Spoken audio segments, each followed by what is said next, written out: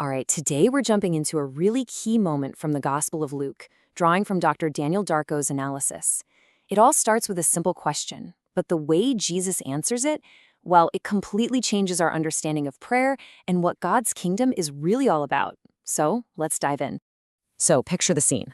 The Pharisees come up to Jesus and hit him with what is basically the million-dollar question. So, when is this kingdom of God actually going to get here? And you have to understand, this wasn't just some casual question for them.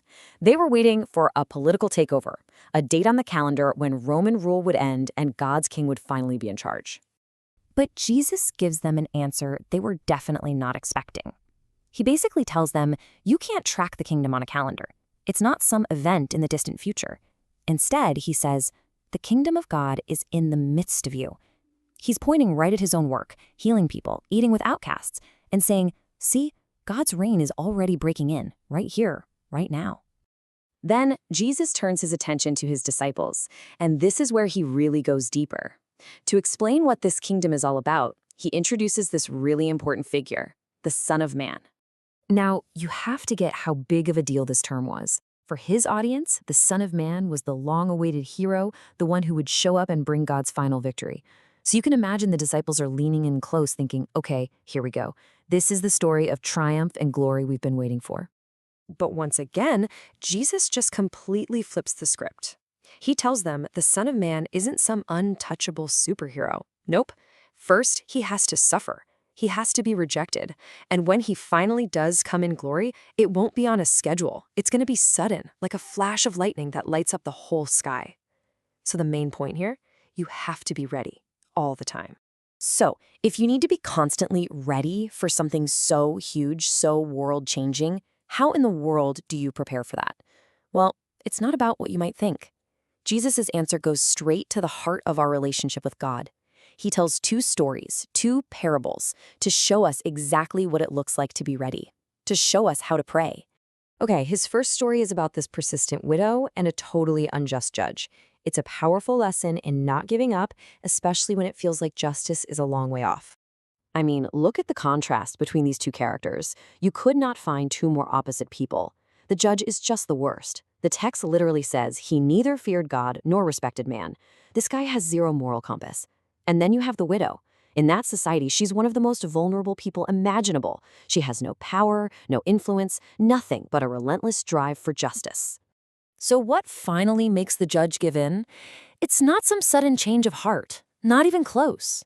He gives her what she wants simply because she wears him out. He literally thinks to himself, if I don't do something, she's going to keep coming and completely exhaust me. He acts out of pure annoyance. And this is the whole point. Jesus is making what we call a how much more argument. He's saying, look, if even this corrupt, godless judge will eventually give in just because someone is persistent, how much more do you think a just, loving God will listen to his own people who cry out to him? It's his incredible encouragement to never, ever give up on prayer. All right, now for the second parable. This one is all about the difference between a self-righteous attitude and genuine, true humility. And the two prayers here, wow, they really lay it all out. On one side, you have the Pharisee. His prayer isn't really a prayer at all, is it?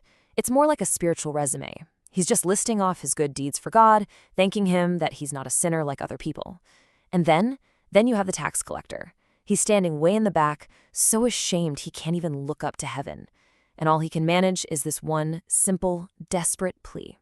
God, be merciful to me, a sinner. And the punchline of this story would have been an absolute shock to everyone listening.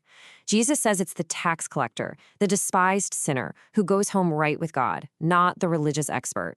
The lesson is just crystal clear. God isn't impressed with our religious performance. He responds to an honest heart that knows it needs mercy. So, we have these two amazing models for how we should pray.